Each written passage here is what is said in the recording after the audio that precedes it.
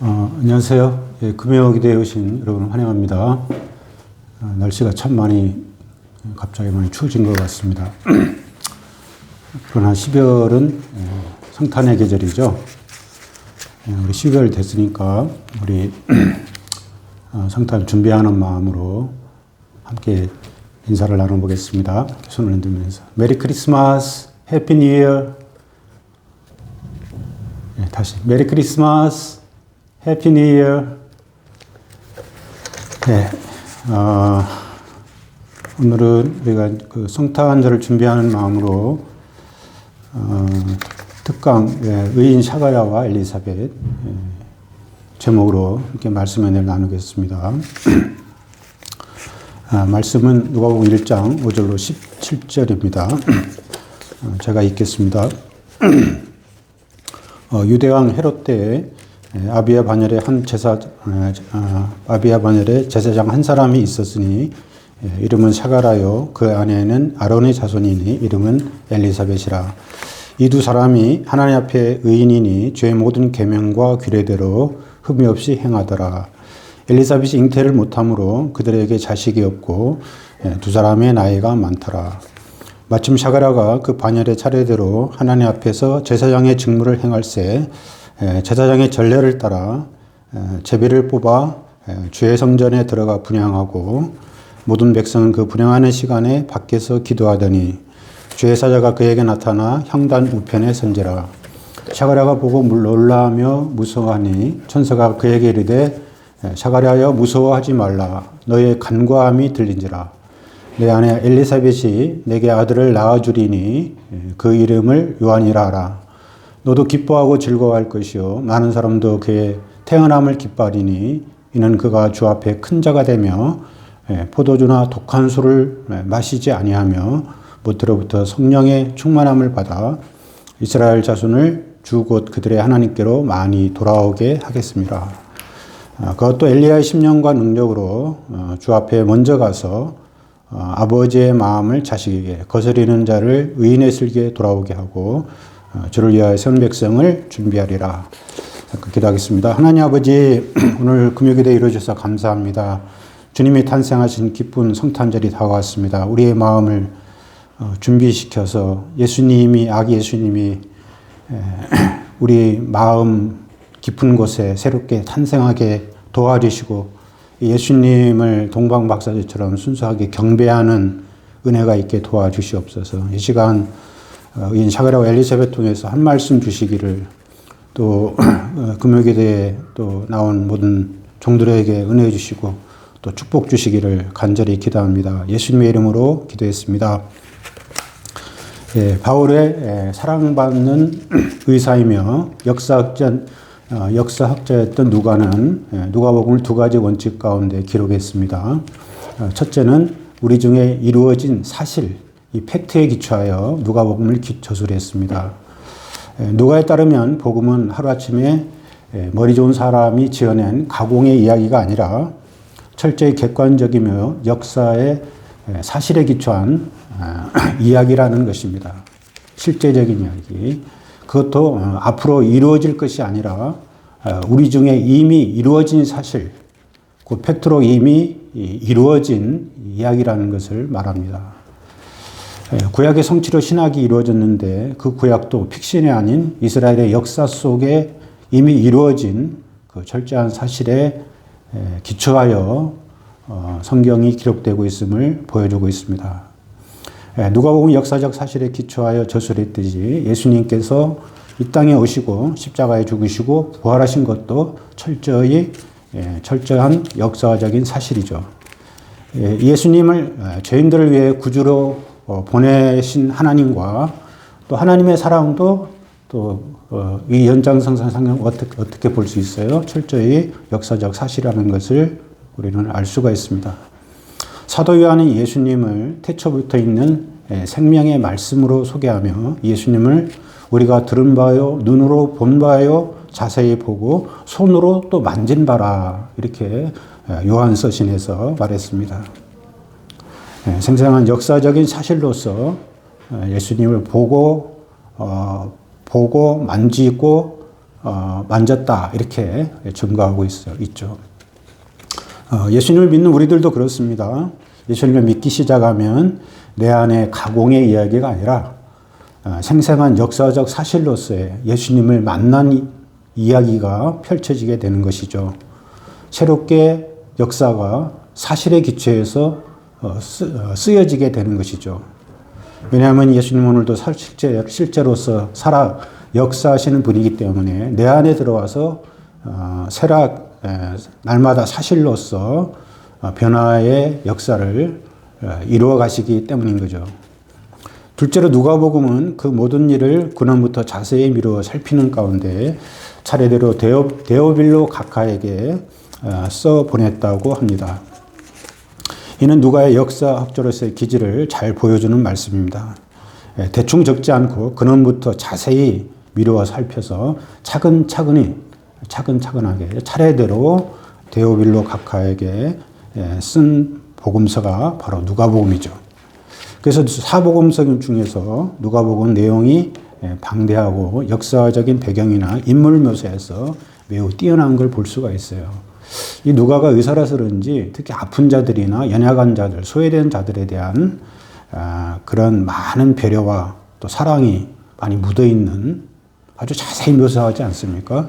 그쪽에서 아주 귀한 복음서입니다. 모든 일을 근원부터 자세히 미루어 살피는 가운데 복음서를 저술한 것은 바로 이 성탄의 복음에도 잘 나타나 있죠. 누가는 성탄 복음도 예수님에 관한 이야기로 바로 들어가지 않고 메시아의 선구자로 쓰임받았던 세례 요한의 그 가정, 근원의 이야기로부터 시작을 하고 있습니다. 예수님보다 먼저 와서 주를 위하여 세운 백성을 준비시켰던 세례 요한은 샤가라와 엘리사벳 가정의 아이래요. 늦둥이로 태어나게 되죠. 이 가정은 도대체 어떤 가정이기에 메시아의 선구자 세례 요한을 잉태하는 가정으로 죄의 구원 역사에 귀히 쓰임 받았을까요? 첫째로 이 두 사람은 하나님 앞에 의인의 삶을 살았습니다. 5절과 6절을 보겠습니다. 유대왕 헤롯 때에 아비야 바닐의 제사장 한 사람이 있었으니 이름은 샤가라요 그 아내는 아론의 자손이니 이름은 엘리사벳이라. 이 두 사람이 하나님 앞에 의인이니 죄의 모든 계명과 규례대로 흠이 없이 행하더라. 샤가라와 엘리사벳 모두 제사장 가문의 뼈대 있는 집안에서 태어났습니다. 당시 제사장은 세습이었기 때문에 샤가라도 아비의 반열에 속한 제사장으로 하나님을 열심히 섬기고 있었습니다. 아내 엘리사벳도 제사장 아론의 가정에서 태어났기 때문에 누구보다 이 제사장 직분을 잘 이해하고 동역하며 사랑으로 섬겼을 것입니다. 이 두 사람을 누가는 하나님 앞에 의인이라 이렇게 소개를 했습니다. 의인이란 무슨 뜻이죠? 의인, 올바른 사람이란 뜻이죠.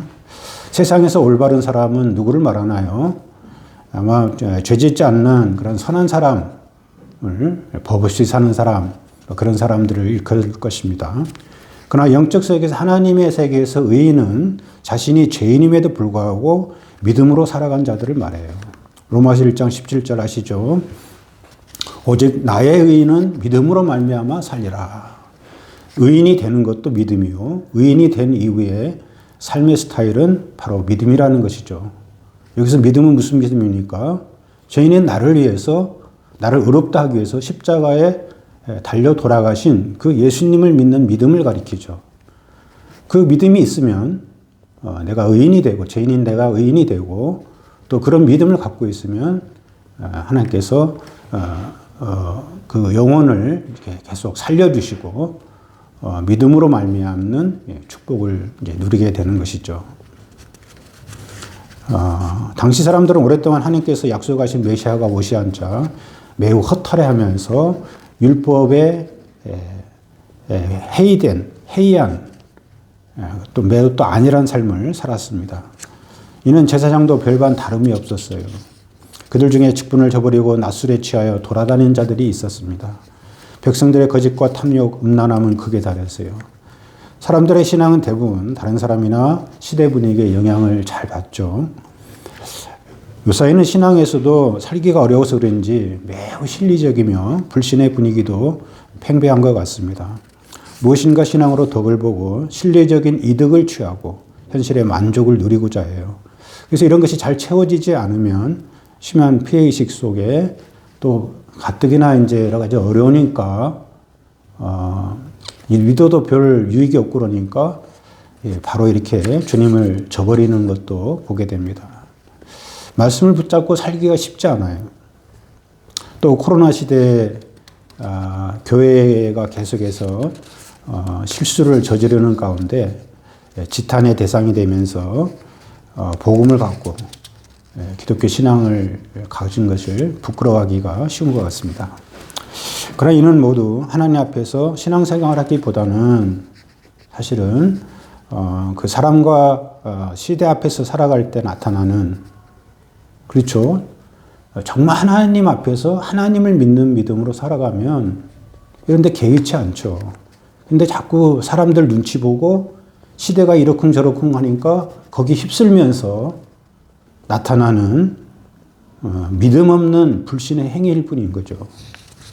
하나님을 섬겨하는 사가랴와 엘리사벳도 말라기 선지자 이후 400년 동안 아무런 계시나 선지자가 나타나지 않았기 때문에 하나님 앞에서 믿음으로 살기가 더욱 어려웠을 것이에요. 하나님을 이렇게 어떤 전문적으로 직업적으로 섬기는 것이 더 어려울 수가 있어요. 그 깊은 관계가 되지 않으면. 그들의 믿음은 때로 허공을 치는 듯이 공허했습니다. 내가 가는 이 길이 맞나 하는 싶을 그런 생각도 있었을 것입니다. 그러나 이들은 서로를 격려하며 집안에서 합심 기도의 단을 쌓고 믿음으로 한 그 삶을 격려하며 서로 축복을 하며 이렇게 살아갔을 것입니다. 여보 오늘도 화팅이에요. 여보 오늘도 너무 수고 많았어요. 쭉 처지가 오면은 용기를 내라고 믿음을 가지라고 손을 잡아주고서 격려하는, 서로 간에 격려하는 그런 삶을 살지 않았을까요? 이런 의인의 삶은 죄의 모든 계명과 규례대로 흠이 없이 행하는 삶으로 자연스럽게 나타났습니다. 둘째, 사가랴와 엘리사벳은 집안에 심각한 문제가 있음에도 불구하고 직분에 충성했어요. 7절을 보십시오. 엘리사벳이 잉태를 못함으로 그들에게 자식이 없고 두 사람의 나이가 많더라. 엘리사벳이 잉태를 못함으로 그들에게 자식이 없고 두 사람의 게다가 나이가 많더라. 이렇게 성경은 말합니다. 당대 의인으로서 주의 모든 계명과 규례대로 흠이 없이 행한 가정이라면 어때요? 일반 상식으로 나면 문제가 없이 만사 형통해야 될 것 같아요. 그런데 놀랍게도 이들의 믿음과 달리, 믿음 생활과 달리 아주 심각한 문제가 있었어요. 그것은 아주 늦도록 나이가 많도록 자식이 없이 살아가는 것이었습니다. 젊을 때는 혹시나 하고 기다릴 희망도 있었지만 이제 나이가 들어 육신으로는 아이를 낳을 수 없는 지경에까지 이르게 된 것입니다. 그들은 마치 이삭을 낳기 전 창세기의 아브라함과 사라와 같았어요. 그때 아브라함의 몸은 죽었고 사라의 경수는 끊어졌다. 성경은 이렇게 말하고 있습니다. 자, 이 문제를 어떻게 봐야 할까요? 이런 문제가 우리들 가정에, 우리 안에 일어난다면 우리는 어떤 반응을 보이겠습니까? 당시 유대사회에서 자녀가 없는 것은 하나님의 저주로 여길 만큼 매우 큰 수치로 여겼습니다. 사람들은 이런 사가랴와 엘리사벳 부부를 보고 조롱하며 때로는 핍박했을지도 모릅니다. 그렇게 믿음으로 산다고 잘난 척하다니만 꼴 좋다. 쟤들 봐. 자식 없는 거야. 하나님이 보실 때 아름답지 않는 이렇게 큰 죄를 진 거 아니야? 대충 사는 옆집에 김모 제사장, 또 이모 제사장은 아이들만 잘 만났고 쑥쑥 잘 크고 또 대학도 잘 들어가고, 그렇게 믿음으로 사는 게 다 무슨 소용이야. 이런 소리를 들을 수도 있을 것입니다. 이런 불신 생각이 더 나가면 사람들은 그러죠. 그래서 우리 신자들, 신실한 사람을 조롱하는 그 단골 메뉴가 뭡니까? 믿음이 밥 먹여주냐? 예수가 밥 먹여주냐? 하나님이 밥 먹여주냐? 그렇게 절대적으로 믿지 말고 대충 믿어라 이렇게 말하죠. 그럼 이런 자들에게 한마디 쏴줘야 됩니다. 너는 밥만 먹고 사냐고. 사가랴와 엘리사벳은 수치스러울 만큼 자녀 문제로 많은 고생을 했지만 하나님을 섬기는 이런 소홀함이 없었어요. 그들은 비가 오나 눈이 오나 변함없이 성전에 들어가 그 반열의 차례대로 하나님 앞에서 제사장의 직무를 충성스럽게 감당했습니다. 그 제사장의 직무 중 가장 큰 직무는 죄의 성전에 들어가 분향하고 하나님 앞에서 중보기도를 하는 일이었어요. 사가랴가 이렇게 직분에 충성하여 기도에 힘쓸 때 백성들은 밖에서 기도에 동참했던 거죠. 사가랴의 기도는 오랫동안 끊임없이 지속되었습니다. 그는 아주 충성스럽게 기도에 마음을 들여서 진심을 다하여 기도를 했어요. 이는 그의 기도를 말해준 13절 너의 간구함이 들린지라 이게 미완료로 끊임없이 간절하게 그가 하나님이 상달이 되도록 기도했다는 것을 말해주는 것입니다. 그는 다른 사람이 비웃든 말든 환경이나 컨디션에 따라 좌우되지 않고 자신의 차례가 되면 어김없이 성전에 와서 지속적으로 끈질기게 오랫동안 기도를 했습니다. 아마 사가랴는 그 시대 유대인들의 죄악sam과 하나님의 구원 역사를 놓고 오랫동안 기도했을 것입니다. 또한 자신들의 한 맺힌 문제, 자녀 문제도 아마 기도를 했겠죠. 하나님은 이런 사가랴와 엘리사벳의 충성스러운 기도를 들으시고 마침내 때가 되었을 때 천사를 통해서 아들 잉태의 소식을 들려주셨습니다. 코로나 시대에 우리는 절대성을 강조하기도 어려워졌고 또 절대성이 많이 또 무너졌습니다. 더구나 이런 가정 문제, 개인의 문제가 심화되고 또 심각해지면 하나님 앞에서 더욱 충성스럽게 살아가기가 어려워지죠. 그래서 믿음도 사명도 저버린 채 모든 것이 먹고 사는 일, 그 일이 최우선으로 문제로 대두되게 돼요. 사실 이 험한 시대에 굶지 않고 먹고 사는 것만 해도 대단한 일이죠. 그리고 어렵지만 주님 섬기려고 애를 쓰고 중심으로 드리고 바둥바둥 이런 여러 십자가 속에서 아둥바둥 살아가는 거 이게 너무나 귀한 일이지 않습니까? 그러나 우리는요 사명인 일로 부르기 때문에 거기에 머무르지 말고 그래도 한 걸음 더 나가야 돼요. 예수님은 40일 굶주린 최악의 상황에서도 사람은 빵으로가 아닌 하나님의 입에서는 모든 말씀으로 살아간다. 이렇게 선언하셨어요. 우리 이런 주님의 말씀을 붙잡아야 돼요.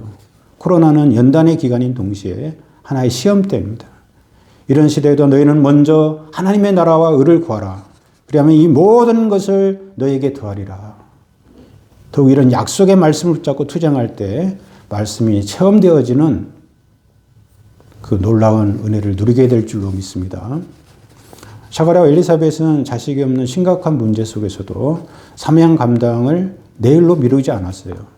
그들의 믿음은 어떤 형편 가운데서도 항상 현재형과 현대 또 진행형이었어요. 그렇습니다. 이 신앙은 철저히 현정해야 돼요. 과거에 어땠다는 거, 또 미래에 내가 어떻게 하겠다는 거, 이건 믿음이 없는 그런 모습인 것이죠. 사실은 아무 힘이 없는 것입니다. 한 믿음의 가정에 세례 요한과 같은 아이가 태어난다는 것은 정말 놀라운 축복 중에 축복일 거예요.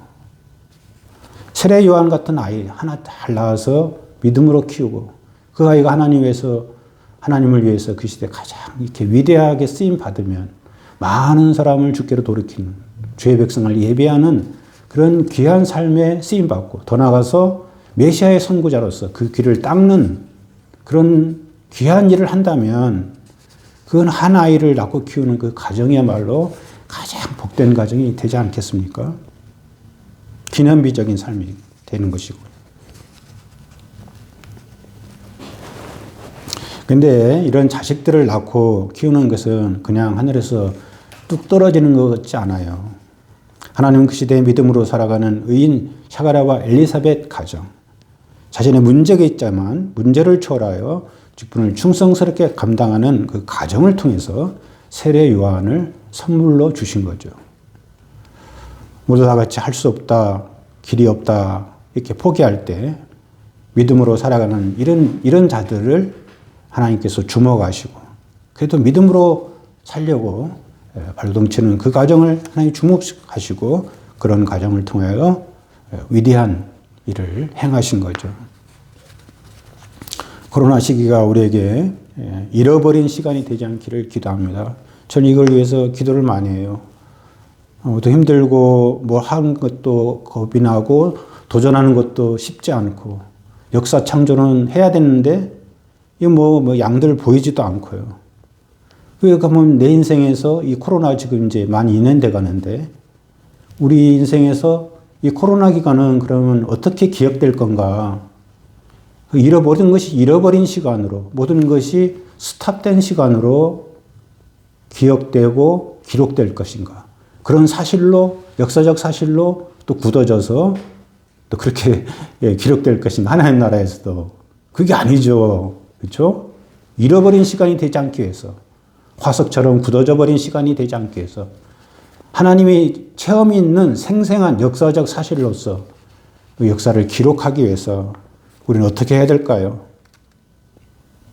하나님께서 이 코로나 시기에도 우리에게 하나님을 믿는 더 큰 믿음과 비전을 덧입혀 주시고 사람이나 시대 앞이 아니라 이 사가랴와 엘리사벳처럼 하나님 앞에서 의인으로 또 한결같은 충성심으로 직분을 감당하는 자들로 끝까지 살기를 간절히 기도합니다.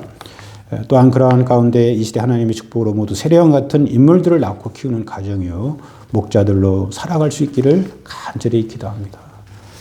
코로나 시기에는 그래서 우리 특히 개인의 영성에 더 깊이 많이 이렇게 침묵하고 이 영성이 더 클리어해지고 강해지고 분명해지도록 또 아주 깊어지도록 하나님과의 깊은 교감 속에서 그렇게 준비되어 갈 때 코로나 기간은 잃어버린 시간이 아니라 오히려 참 우리의 믿음이 더 깊어지고 하나님의 영광을 드러내는 그것을 준비하는 복된 시간이었다는 것을 정말 유익한 시간이었다.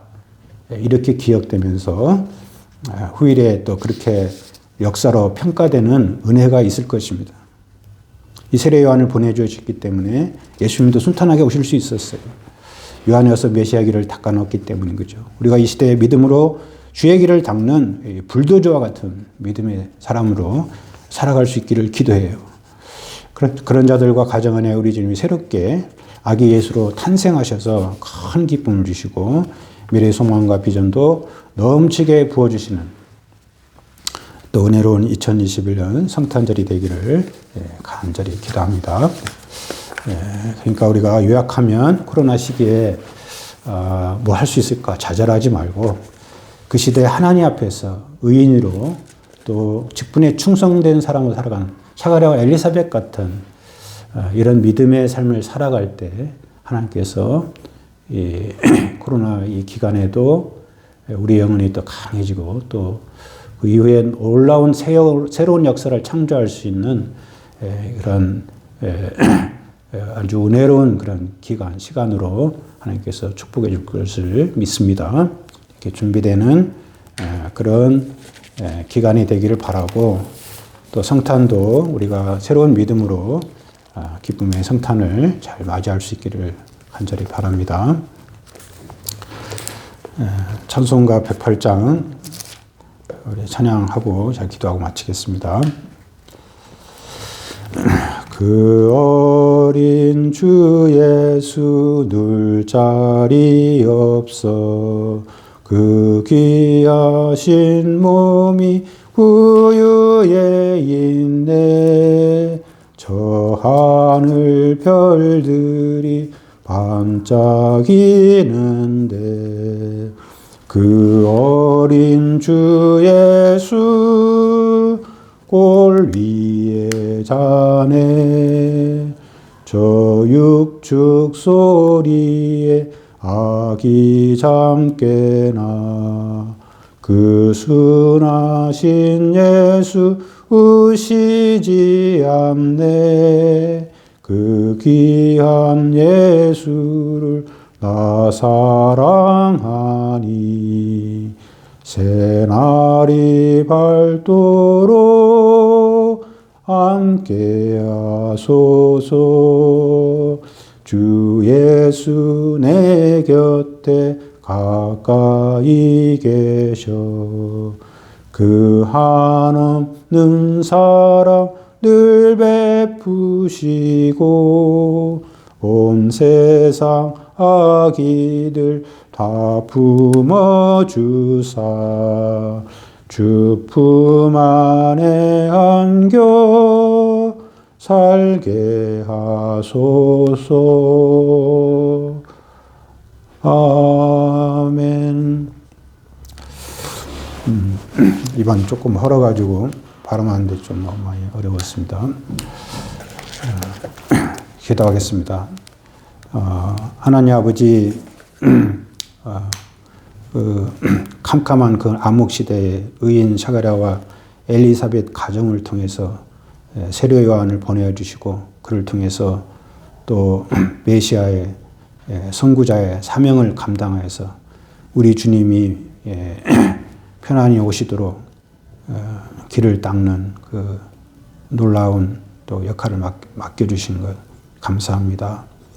세례 요한이 있었기에 우리 주님이 오실 수 있었고 또 우리 주님이 또 빛을 발하게 되었습니다.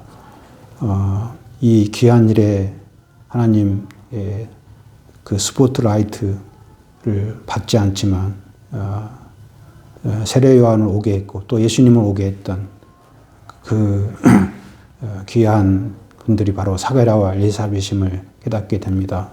하나님 우리가 이 시대에 믿음으로 살아가는 게 무슨 의미가 있는가 이렇게 좌절될 때가 많습니다. 어두운 생각할 때가 많습니다. 그러나 우리가 사가랴와 엘리사벳처럼 묵묵히 하나님 앞에서 의로운 자들로 직분에 충성하는 자들로 살아갈 때 하나님께서 역사의 어두움을 깨트릴 위대한 참 이런 영혼들을 보내주시고 잉태케 하여 주실 줄로 믿습니다. 우리가 그런 은혜를 누리게 도와주시고 무엇보다도 예수님, 아기 예수님 다시금 우리 마음에 모셔드리는 가운데 예수님으로 인한 그런 은혜와 축복과 기쁨이 넘치는 성탄절이 되도록 축복해 주시옵소서. 이후의 시간에도 함께하여 주시옵소서. 예수님의 이름으로 기도했습니다. 아멘.